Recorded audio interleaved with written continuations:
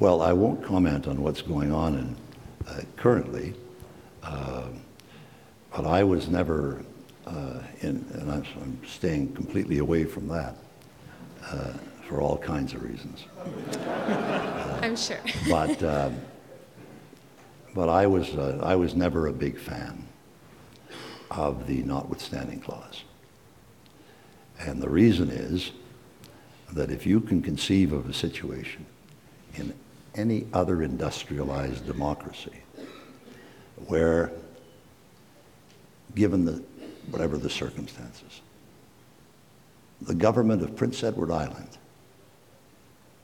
can introduce the notwithstanding clause and override a unanimous decision of the Supreme Court of Canada, you better start asking yourself some questions about how the hell did this thing get in our Constitution. So, everybody knows I'm not a big fan of it. I never have been. This, to me, the backbone and the enormous strength of Canada is the independence and the magnificence of our judiciary. And when the Supreme Court of Canada, in a unanimous decision, says something, decides something, it is vital that that be respected at all times. Because that's a major thrust of our citizenship, was the affirmation of the rule of law through our judiciary, our federal judiciary, and the provincial as well.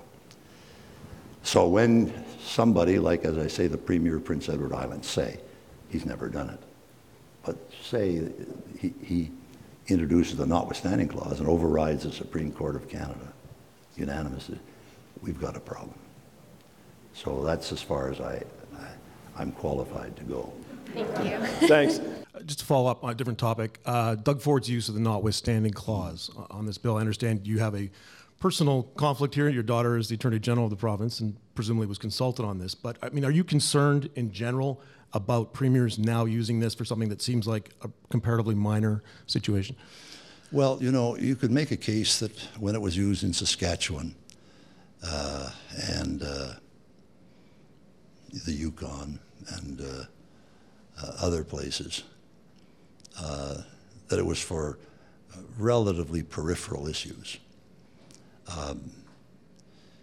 It's there, it's a constitutional provision, it was agreed to by Mr. Trudeau, it's part of his package, and it's been used a number of times. There's lots of precedent for it. It was used in Quebec in 1988, and I would point out that it wasn't, I've read something that it was the separatist government in Quebec that invoked the notwithstanding clause on Bill 178. That's wrong. It was the Liberal government of Robert Bourassa, supported by Claude Ryan, who invoked the notwithstanding clause. So I think we have to be aware of those things and careful in our condemnations. If this weren't if this thing was evil, Mr. Trudeau would not have put it in his constitutional package.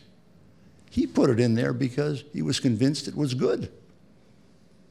And so if it's part of the package, it's not anti-democratic to use it, to invoke it if you're the elected premier of a given province. I gave you my view earlier on what I've always thought about the notwithstanding clause. There's no secret in that. I've always felt, that it's, to have, for me, the backbone of our democracy, the strength of our democracy, is the independence and competence of the court system in Canada. We have one that will rival any in the world. And I've always felt that once the Supreme Court of Canada made a decision that strengthened Canada and strengthened our unity, and that I was personally, I had difficulty with anybody invoking a provision that could override the Supreme Court of Canada. And that's why I opposed it then, and that's why I oppose it today.